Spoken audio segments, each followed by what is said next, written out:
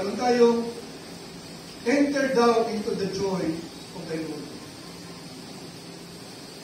So hindi tayo pagsabihan ni Lord na, I never knew you. No? Hindi pwede gamitin ang word na yan, I never knew you. Hindi pwede gamitin ang salitang never. Kasi, nakilala natin si Lord.